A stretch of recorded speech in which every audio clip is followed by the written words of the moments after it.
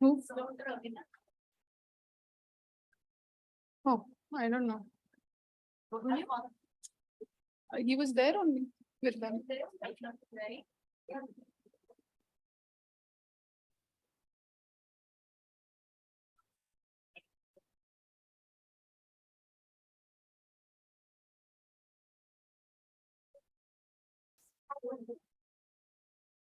Hello.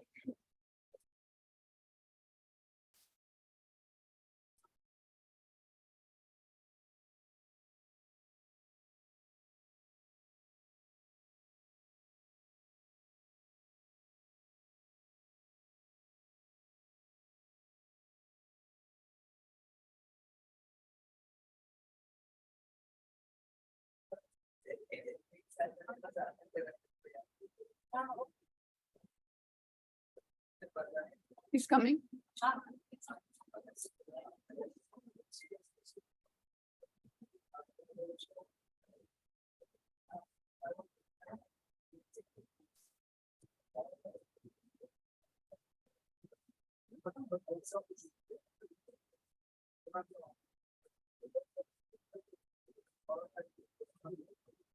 Kanchan.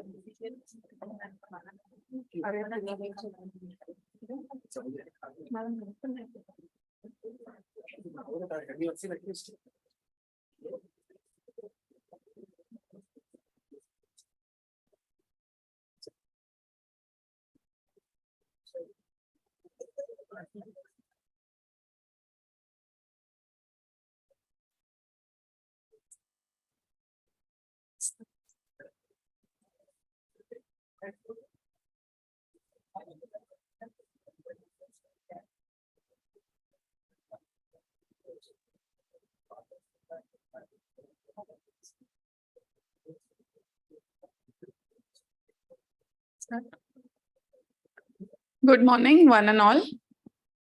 On behalf of Gosumec Alumni Association, I welcome all of you to this prestigious Dr. Janak Shah Oration in Ophthalmology. I invite the dignitaries on the dais, respected Dean Ma'am, Dr. Sangeeta Rawat, with our guest for today, Dr. Shashi Kapoor, Dr. Janak Shah, and our chairperson for today, Dr. Avinash Ingole.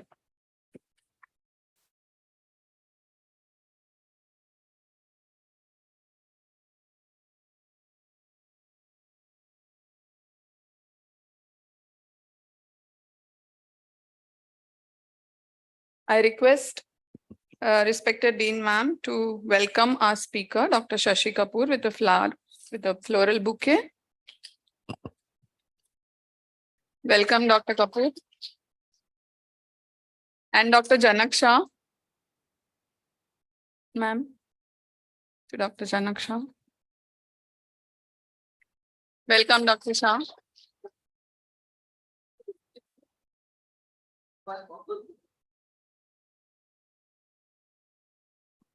I request Dr. Devkar, our Secretary of Gosumec Alumni Association, to welcome Dr. Dean Ma'am, respected Dean Ma'am, on behalf of Gosumec Alumni Association. And sir, I would request you to also welcome our chairperson, Dr. Avinash Ingole. Thank you.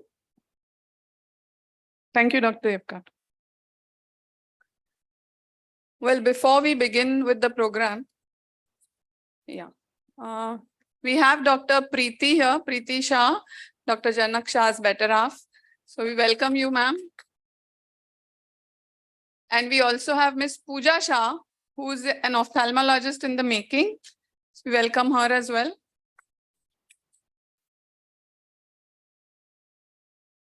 And we also welcome Dr. Namzoshi, our life member. Sir, thank you for coming.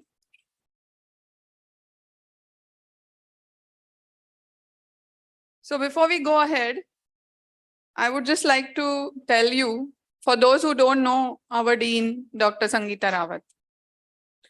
She's an eminent neurologist and has been an alumnus of this very institute from undergraduate, postgraduate, super specialty, faculty, HOD, and now the dean of these twin institutions. And if I say she breathes KEM, I don't think I would be exaggerating. And since she took over as a dean in January 2022, which is about 1 year and 8 months, she has proven that she has been striving to bring about a lot of positive changes in the institutions, be it cleanliness, be it parking issues, be it starting new patient services like non-communicable disease OPD, be it enhancing the existing services, very supportive towards students and faculty. And the best yet would be her student Dosti project, which she launched last year for the mental health or mental well-being of the students of these institutes. And that, I think, as a psychiatrist, was way ahead of time, because NMC only thought of it later and made it mandatory much later. But KEM had already started Student Dosti project and the mentorship for students. So with those words, I would request Madam to address the gathering.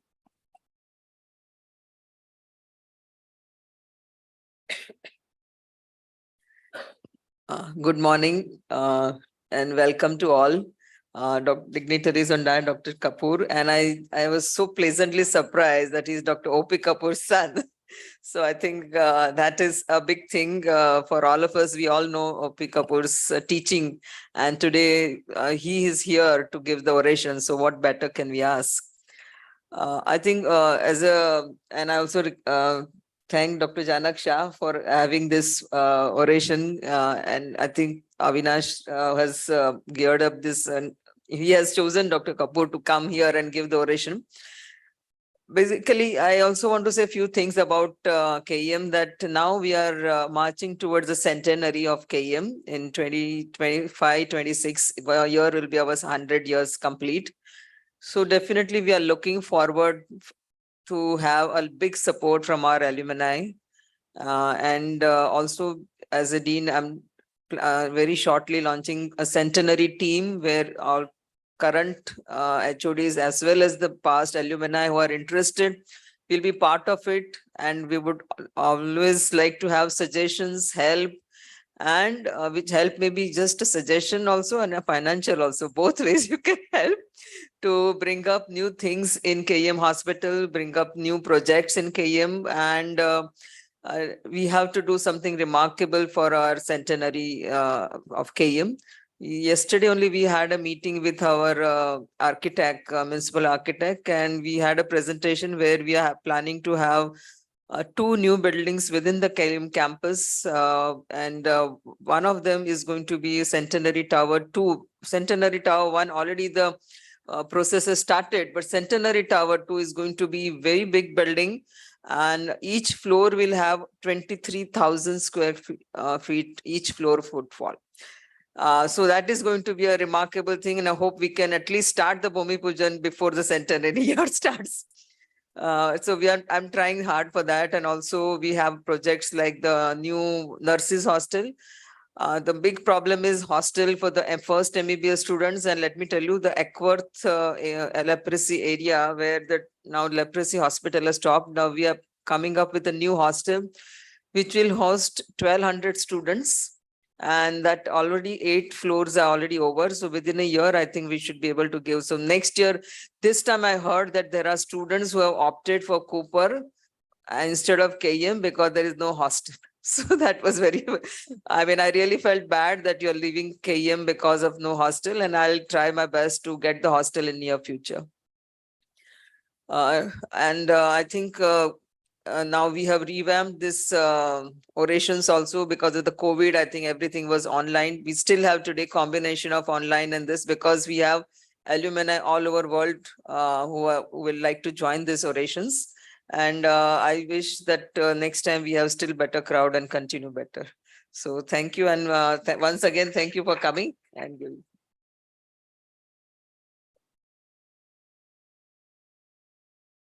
Thank you, madam, for those encouraging words. And yes, we all will strive under your guidance to make the centenary a big successful year, which will continue from, I think, January 25 to January 26 from for 1 year. Okay, so let us start with Dr. Janaksha oration. This oration was instituted in 2017 by, of course, the kind donation of Dr. Janaksha. And the first oration took place in January 2019 and the second one in January 2020. After that, because of COVID, 2 years, it did not happen. So it is given to eminent ophthalmologists selected by applying the criteria. And today we have Dr. Shashi Kapoor, who will be giving the oration. Just an introduction of Dr. Janaksha. He is at present the medical director of Netra Puja Eye Hospital in Mumbai. He's an alumnus and has done his MBBS and his ophthalmology residency from Seth GSMC and KEMH Hospital. He has also received his pediatric fellowship from Sao Paulo in Brazil. He has done phenomenal humanitarian work in eradicating preventable blindness and has conducted MCICS workshops since last 25 years, performing 196 surgical missions, both in India and abroad. And he has also been awarded with plenty of accolades, like from Surgical Eye Expeditions International USA for 100 surgical missions and Certificate of Appreciation in Fight Against World Blindness, and many, many awards for his humanitarian work from India as well as abroad. So thank you, Dr. Janaksha, for instituting this oration. And to chair this oration today, we have Dr. Avinash Ingole. Dr. Avinash Ingole is my batchmate. So, it's a proud moment for me to introduce him. He's professor and head, Department of Ophthalmology at SAYS GS Medical College and KEMH Hospital. He has done his undergraduation from here and MS from Grand Medical College, and his FRCS from Royal College of Physicians and Surgeons, Glasgow. He's also done a fellowship in oculoplasty from New York and has been a postgraduate teacher since 15 years. Has many national and international journals. So we are happy to have you, Avinash, here, and it's a really pleasant moment for me to introduce you. So welcome. And now I give over to you to start the oration. May I request the dignitaries, except the speaker, to come, go down so that we can.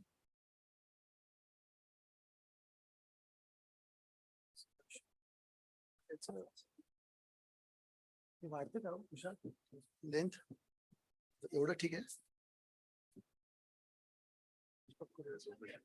Should we start? Respected Dean, Madam.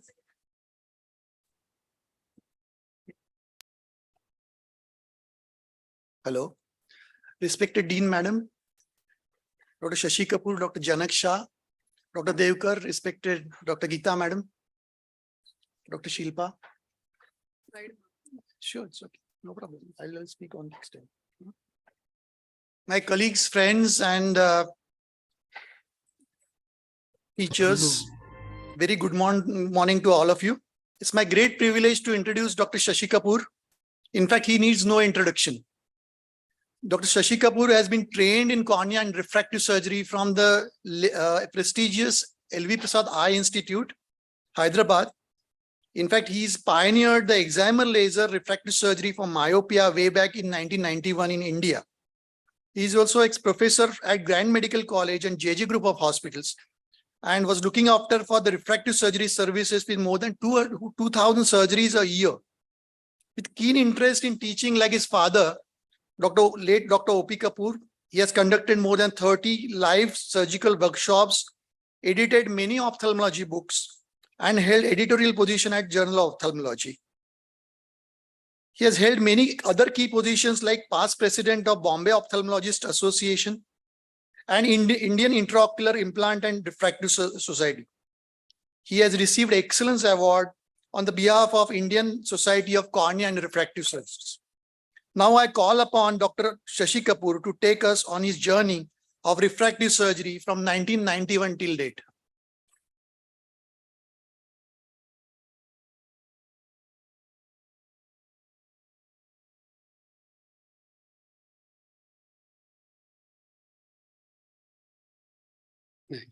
First slide, yeah. First slide. Yeah. Good morning, Dr. Sangeeta Rawat, Madam. Thank you, and thank you, Janak and Avinash and the entire team for having me here today.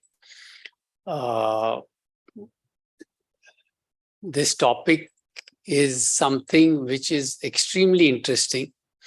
History of refractive surgery. Almost more than every alternate person in the room is wearing glasses here. So refractive surgery is the surgery to remove glasses.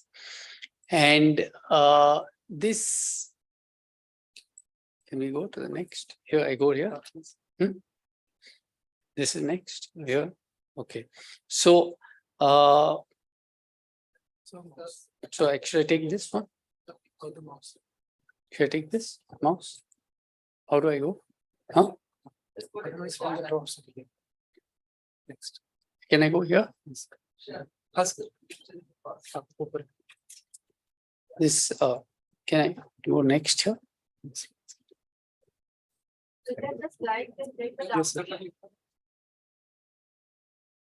It's not working. So remove this. Yes, sir. This is working. Okay. So, so spectacles, in fact, like so many things in medicine were, even there's a history from 5th century BC, Shankaracharya giving spectacles. And it is not in the consciousness that spectacle is a prosthesis. So it didn't cure myopia. It is as good as today, if an orthopedic surgeon comes and gives the oration and says, I do knee transplant. And you say, but I have got my walking stick or my crutches. Why should I get a knee transplant? So the crutch, the spectacle was a crutch.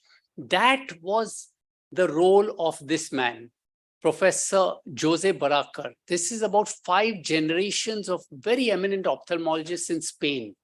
And this particular son, 3rd generation, settled in South America, Colombia. And he did work. He tried to do surgery to cure the myopia, not to give a new fancy spectacle, contact lens. And so his contribution, the surgery might have been successful less or more, but his contribution was that he brought into the consciousness that spectacle is not a cure. It's a prosthesis. So he is trying to find a cure. Okay. So in that he proposed, that adding or removing tissue from the cornea can change the refractive power of the eye. And the disease was an inaccurate refractive power of the eye. So what he did has probably never happened before in human mankind and never after. He took a slice of the cornea and put it on a factory lathe machine. And when he felt the curvatures change, he put stitches and put it back. So you can imagine that no ethics committee of an eminent medical college represented by all the ethics, a chairman of ethics would ever say he took that, and at that time he had a lathe machine which he had borrowed from a watchmaker, and that used to lie in his house. He used to keep the patient on the operating table, take that disc of cornea, get into his car, drive home, lathe the human tissue, put it on a lathe machine, change it with all the accurate calculations, run back into the car, drive back to the operation theater and take 22 stitches back. So, but it was a thought process. These are the people who, have to work alone. They cannot work as part of a committee, and because the whole thinking is so, this thing. So you can see here on the left is a lathe machine which he used, a cryo lathe. To put it on that lathe, he first froze the disc with liquid nitrogen into a frozen piece. Otherwise, you can't lathe it. And this is how you can see the ice coming off on the right side, when he was lathing it. So he basically removed it, modified the curvature, reinserted it, and unfroze it, and then placed it on the recipient bed. And I think this deserves us to see one of his students, Lee Norden, who learned this from him. During the late 1970s, the myopic keratomylosis of Barricare was introduced into the United States by Dr. Richard Troutman. The first step in myopic keratomylosis was a keratectomy.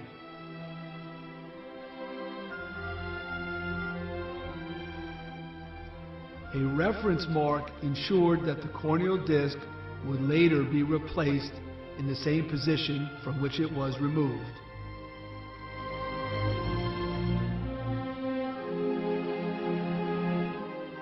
Adequate intraocular pressure was ensured by a tonometer.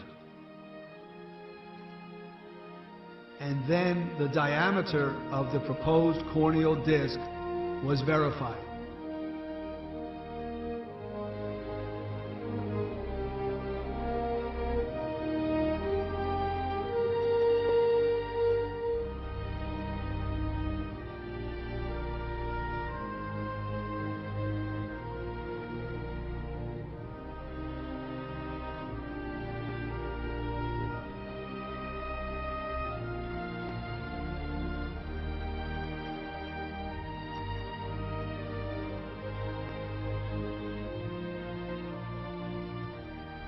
The corneal disc was dyed green in order to visualize it, and it was then placed on the cryolathe.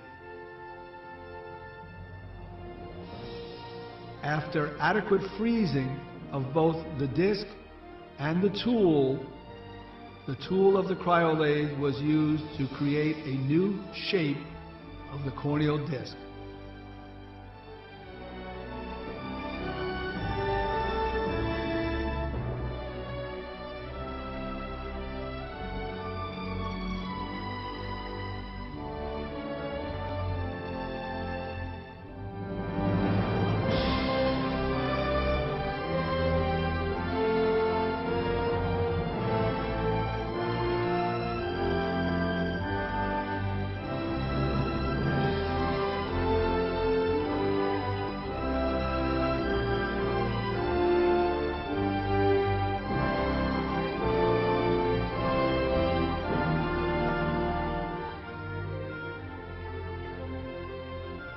In order to correct high astigmatism, an astigmatic keratotomy could be performed. In this case, a Ruiz procedure is being used to correct the astigmatism.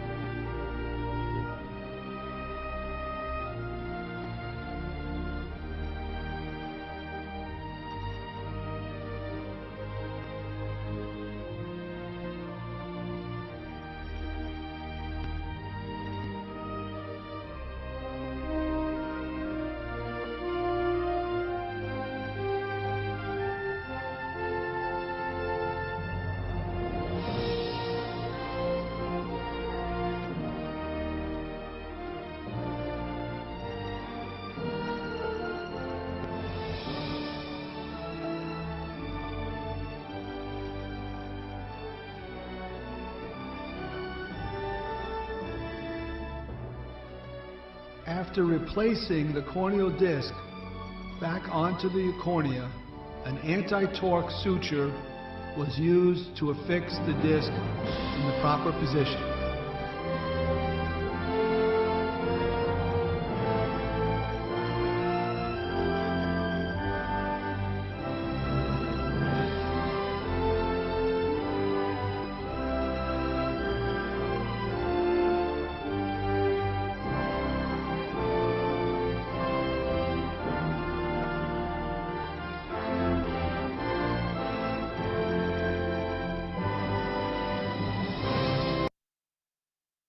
Definitely.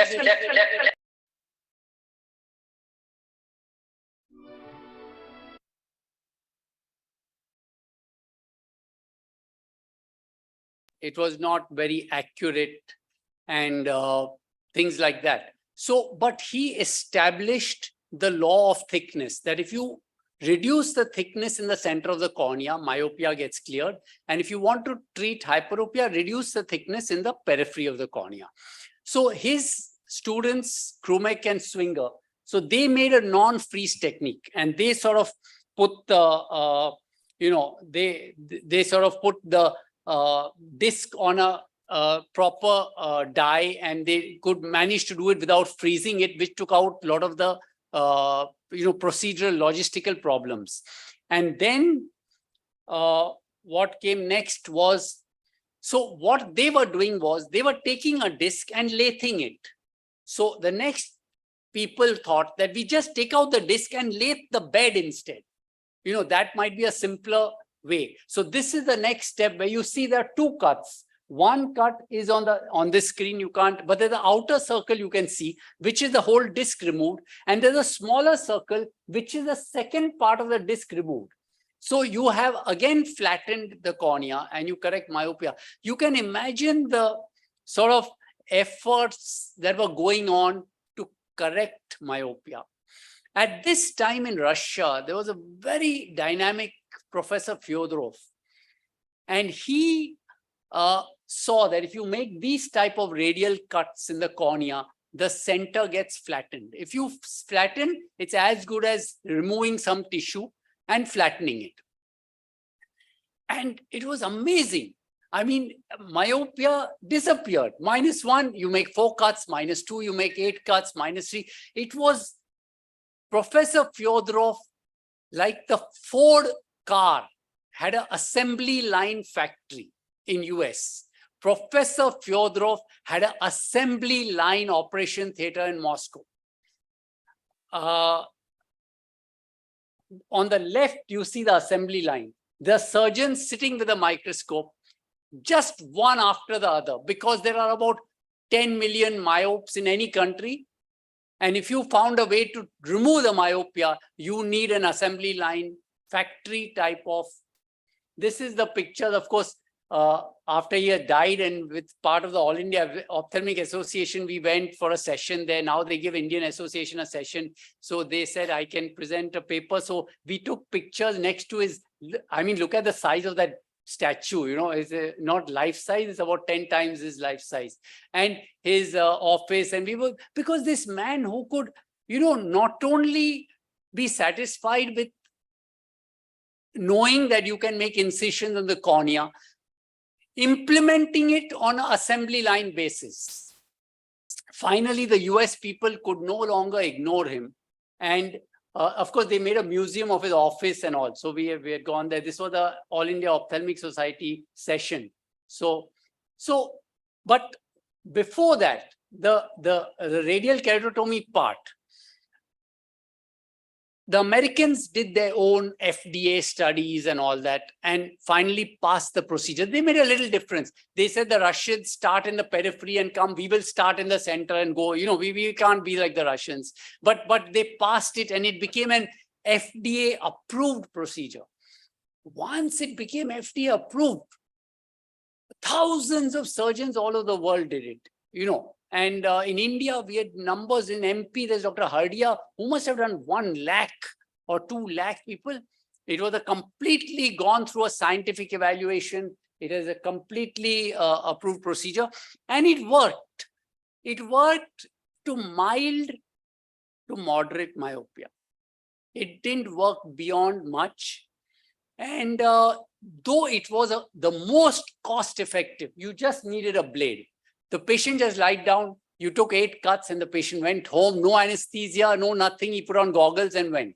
Okay, so it was very, very effective. And but at the same time, there was this laser, excimer laser. It was ultraviolet in the range of 193 nanometers. And they used to use it to etch the computer chips, etch. So it was very precise. And Srinivasan was an Indian guy who was with IBM, and he used it on rabbit corneas. And he found that the incision made was without any thermal damage.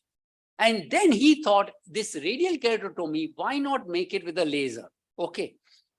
By the time he thought of that, there was a John Marshall in London who thought that making incisions is not, only you can make 4, 6, you can't treat any amount of myopia. He wanted old Baraka's technique, that I should be able to remove as much tissue I want. If it's -10, I should remove more tissue. If it's -6, I can remove. So he wanted to use the excimer laser to cut a disc of tissue, or not cut, but just evaporate it.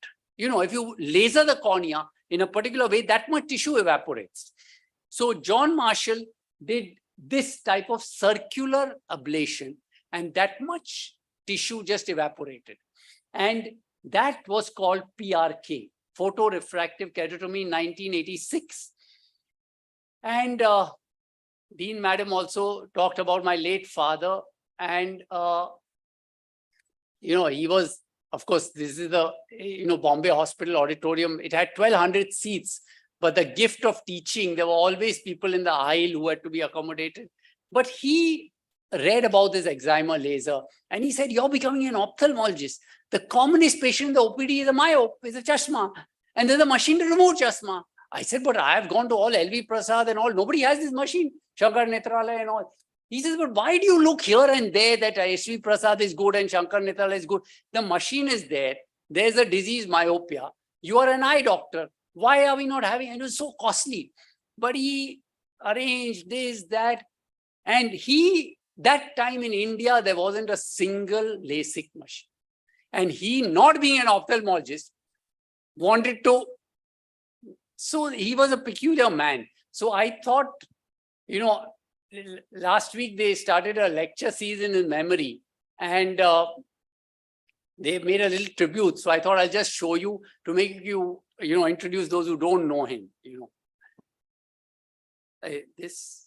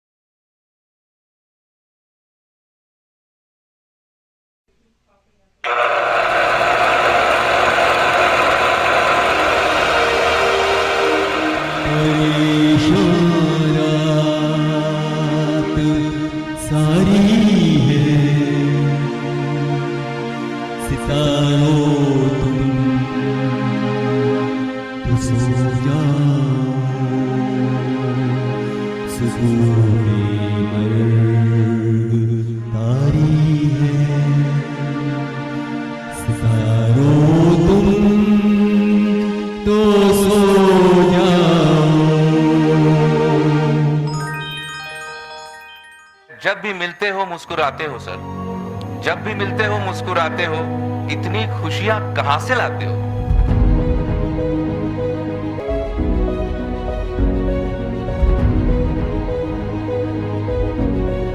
I wanted motivated people to come.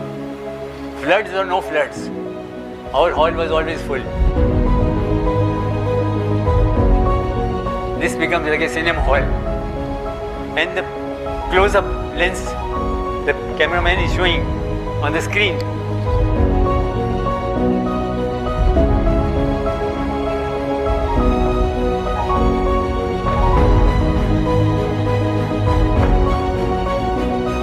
Kapoor Sahab, आप सारी उम्र पढ़ाओ. And I feel that God has made me for this job. जीत तू जान तू जहान तू हो गई इतिहास का ताज तू पन्नों में रहेगा माज के He is a teacher who teaches by heart. Whatever we have learned, it is from you, sir. हौसले की कश्ती ना डूबे He's unique. इतिहास का ताज तू हो गई इतिहास का ताज तू Now, after I die, will anybody be doing it? I think so. There is some hope I've got.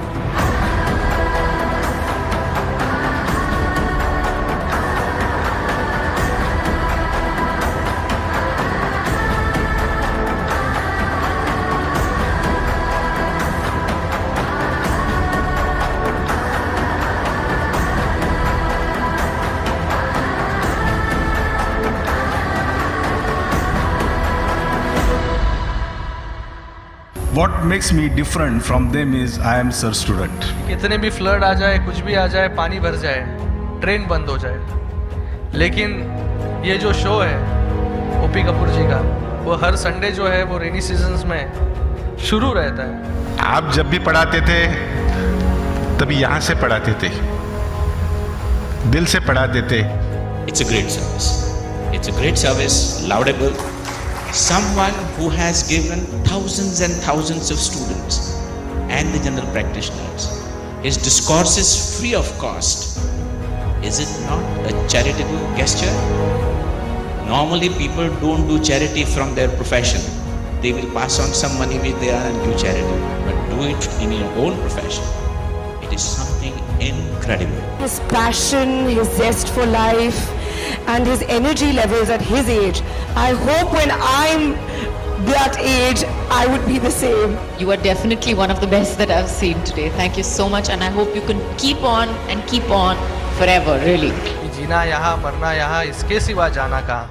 तो मुझे लगता है कि कोई एक व्यक्ति के ऊपर ये अगर गाना आज डेडिकेट हम कर सकते तो he is OP Kapoor sir. जीना यहाँ मरना यहाँ इसके सिवा जाना कहाँ। 30 years passed in this same stage, same auditorium. जाना कहाँ। जी चाहे जब हमको आवाज दो, हम हैं वहीं, हम हैं जहाँ, अपने यहीं। Hard work. Hard work. Without hard work, you cannot become a good doctor.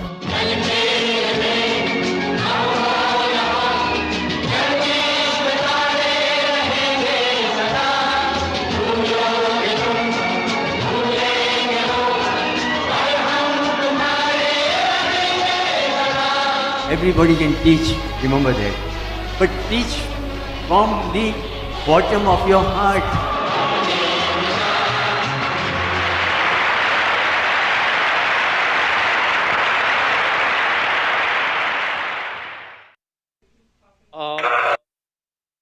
LASIK came in 1990 to India, 3 machines. One went to Punjab, one went to Dr. Hardia in Indore, and one came here to Mumbai. By that time, Professor Palikaris, he's regarded as the modern father of LASIK.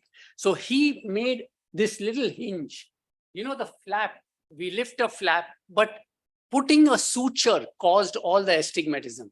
So he stopped the cut before it went 360 degrees and just had a hinge, which you just put it back and use the excimer laser to remove the disc of tissue like John Marshall in England had thought of. So this is Professor Palikaris. Of course, since the machines were new and that time, you know, the company people helped me to go and meet him at Crete. And afterwards, after a few years, when I wrote a book on LASIK, he was kind enough to be my co-editor. His name should have come first, but this was the capacity of the excimer. It could cut a human hair with this precision. So that is what enabled it to correct, myopia with such precision and without this. So this was the final modern procedure, a thin flap with a hinge, which was folded back. The excimer was used to remove the tissue, and this flap was replaced. So it could treat about -1 to 10, though initially, people treated 12, 15, 18.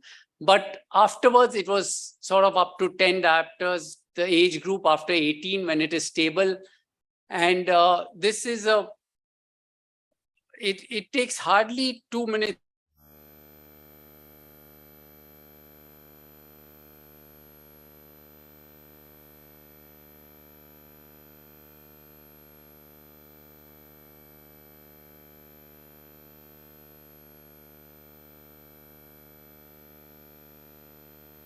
Shaving blade. It goes across, doesn't go complete 360 degrees so that there's a hinge and goes back. You just take this spatula and lift it and put it back, and now use the excimer laser to remove a disc of tissue, depending on the amount of myopia, amount of astigmatism. The patient is completely like most ophthalmic surgeries, no retrobulbar block, no block, nothing. The patient is told to look into the laser, and in about 12 seconds per diopter. So if it's about 3-4 diopters in about 30-40 seconds, the procedure is completed and you roll the flap back. Now, this sort of became a very standard thing. Now it was like magic. A patient, because there was no sutures, there was no lace. The patient got back his vision by the time he was back in his room. It was just like the patient couldn't believe it, neither could anybody else believe it. So you put it back, and for a long time this remained the benchmark in refractive surgery. Of course, little bit of modifications came. You could take little more detailed measurements from my barometer, which took more detailed refractive errors which are present in every eye, and that is how it came to be known as wavefront guided LASIK or topography guided LASIK. Some companies, they started taking detailed pictures of the cornea, incorporating that into the LASIK procedure. And so point is, where are we today? Are we convinced that LASIK is not a fashion industry? Or is myopia a disease? The attempt to cure myopia, Baraker lathed the tissue, froze it, Fyodorov made incisions, made assembly line. 50 years later, do we accept that myopia is a disease and it can be cured with a surgical procedure? So my understanding of that came, thanks. Thank you so much for coming. When I joined JJ Hospital 13 years back, and they got a LASIK machine, and it was shocking. Where was the question of cosmesis? Here were poor people who were paying 2 rupees for the case paper and saying, Chashma ghalun tak, I don't want to wear glasses. So it cost 10,000 rupees, even in JJ. Those poor people, their salary monthly must have was 3,000-4,000. I asked them. They were paying 3 months' salary. They were paying more than the people who were paying the private practitioners. The people were not paying the private practitioner 3 months of their salary. And the department took off. I was doing 2,000 procedures without any charge per year. And there was a waiting list of 1 year. I could not devote any more time because I had no other means of income. I had to go to my clinic in the evening.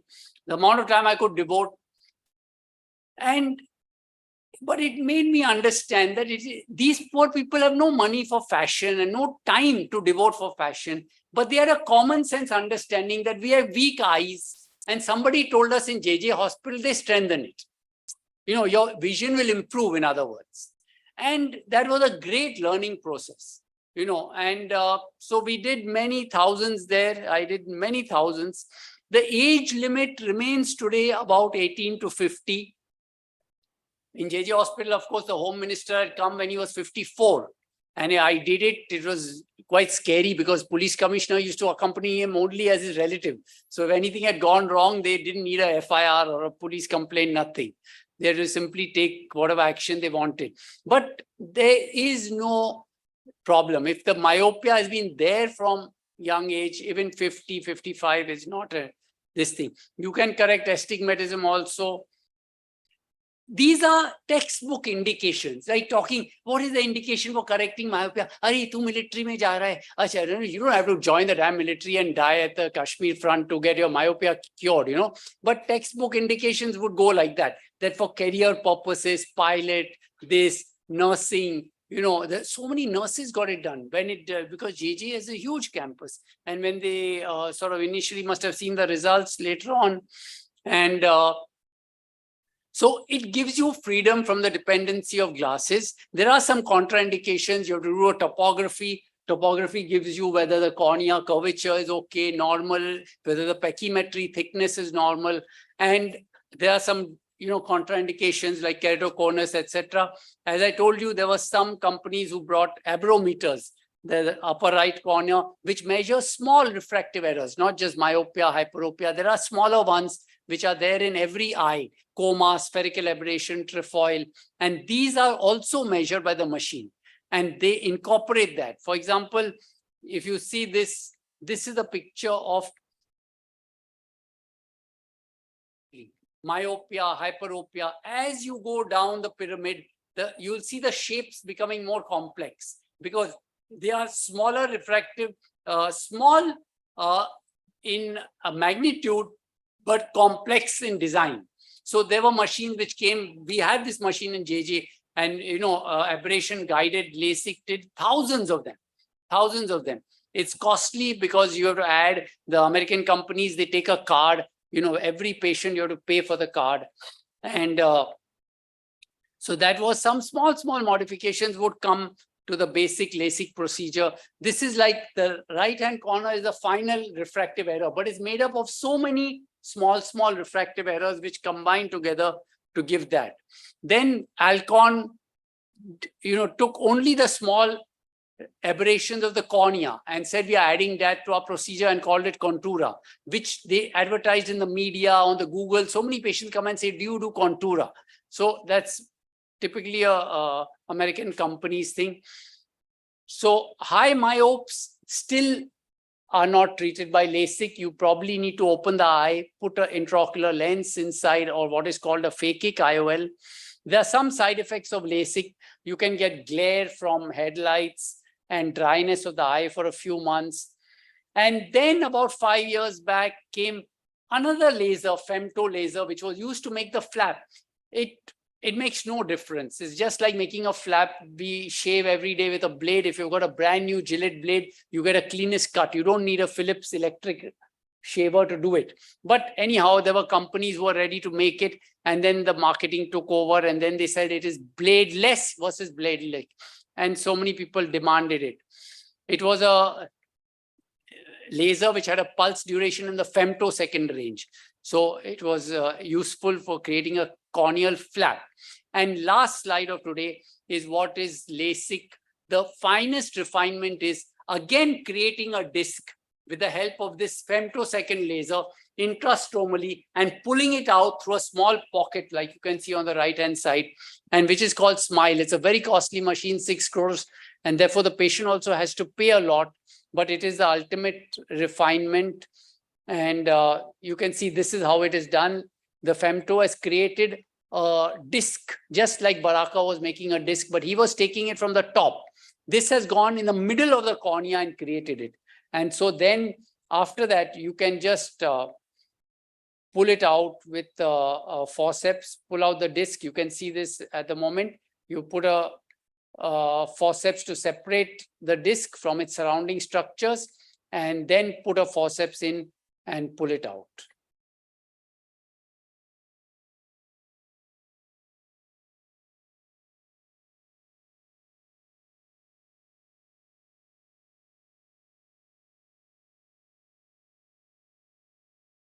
It's been separated and you can see it is being pulled out. So this has a small incision, just like laparoscopic surgery has its advantages. And that's all. I hope I've given you something about the journey of refractive surgery. Thank you so much for being here with me today. Thank you.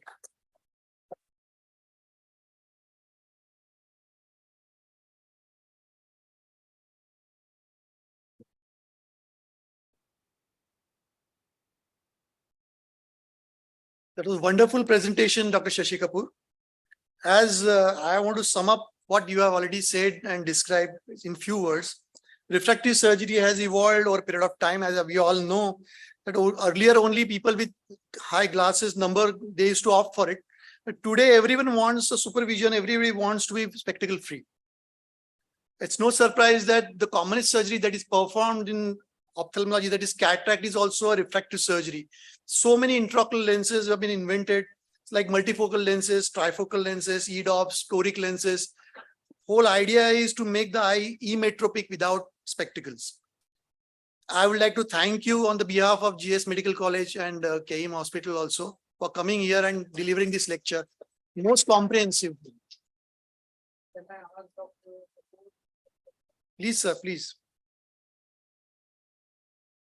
Please come on.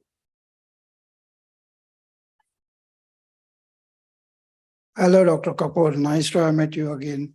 I was in JJ Hospital for a number of years, though a student of GS. I have one important question. Nice to have heard your lecture. And so with all this LASIK surgery, one question is that I feel that a number of eyeglasses manufacturers, traders, and all that, are they going to be jobless? No, no, they will never be jobless. Typically, not more than 2% of the population who suffer from this illness will get the surgery done. Anywhere in the world, they have seen, and there are so many factors for it. Primarily fear. A person is very afraid of having a surgery done on his eyes. Second is financial. The number of LASIK surgeries in every country goes up and down with the recession and with the amount of money the people are able to, economic issues in that country. So there is, with all due respect, sir, there aren't enough surgeons to, if everyone opted for, even 10% of the world opted for it, because in countries like Japan and for Chinese population, 80%, 70% of the population is myopic. Where are the doctors and where are the machines who can do that? 100,000 procedures a year, so that the spectacle shops will remain. One more question. Yes, sir. Your father was wearing spectacles. Yes. We were colleagues when we were there. Did you offer him your surgery any time? So he had a cylindrical number. And as I said, this is something that I don't offer to anybody. Mm-hmm. The first thing is they must come to get it done. Okay. Okay. And for example, in JJ, we had a rule. If anybody asks more than 3 questions, we tell him, actually, you're not a good candidate. No. So the issue was, if you are not motivated, I had a waiting list of 1 year. Tell me, why should I try and motivate this guy or this guy and waste my time? Yeah. If I am already saying that spectacles will remain, I'm already saying no spectacle manufacturer will go out of business. There are some people who want to get rid of it, and there aren't enough doctors and machines to do that. Yeah. Okay. So we simply keep everybody happy. Yeah. That's a good way. It's a good thinking. Yeah. Thank you very much.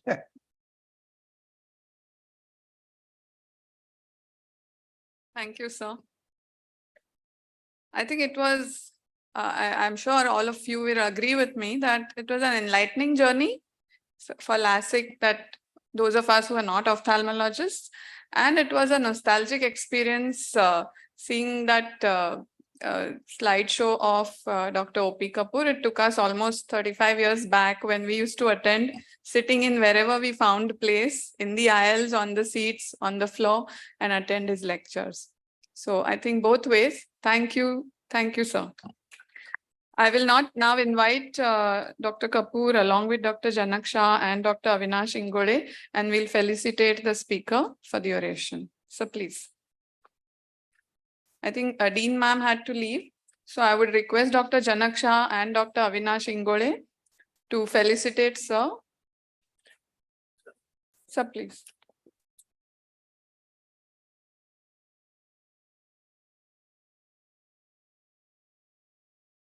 With a shawl and shrifar and a plaque. So please come in the center so that we can have a picture. You'll have to give it to some.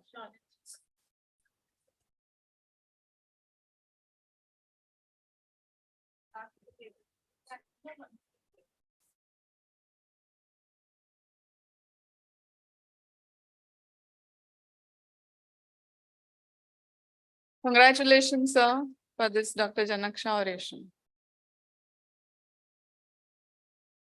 Both of you hold it. Student.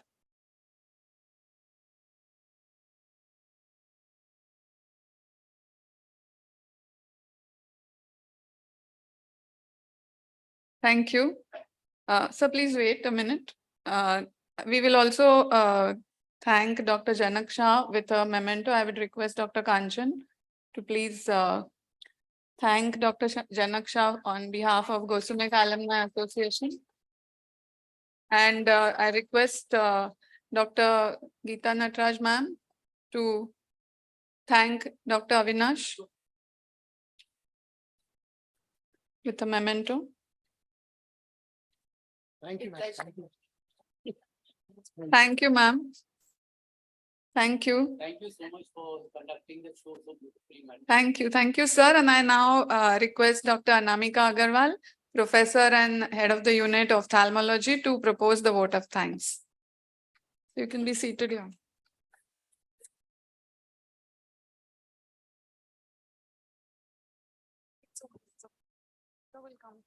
Okay.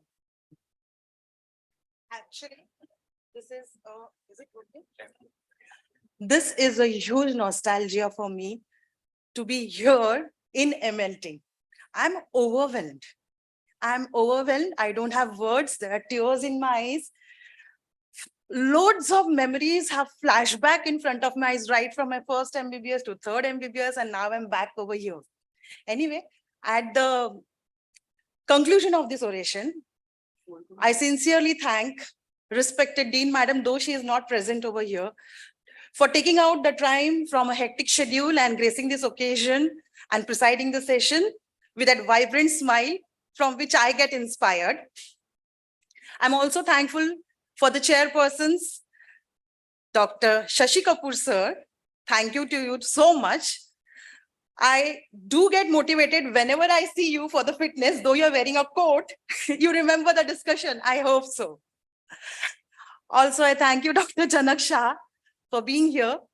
And I look forward for more collaborations with you and helping me in bringing up the ophthalm department, outshine others. I also thank my team leader, Dr. Avinash Ingole, my big B, and my punching bag.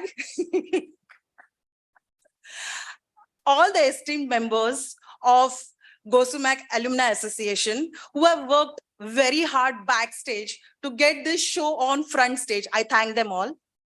Most of my words will have they will not be sufficient to say thank you for this MLT team and the association, each and every component of it, maybe housekeeping, audiovisual or anything. I thank them from my heart. I also thank all the audience, whoever is present over here, for pulling out themselves in this auditorium to bring out this program a huge success. Also, I thank my ophthalm team, whom I'm proud of, who is my backbone, standing in front of my teacher, Dr. Geeta Natarajan, and many of my colleagues. If I have missed out on anyone, I sincerely apologize. Now, I welcome all of you for the refreshments which have been served outside. And I request all the dignitaries to proceed to the boardroom for the refreshment. Thank you. Just want to thank Tushar and his team for beautiful, fantastic audiovisuals. Please give them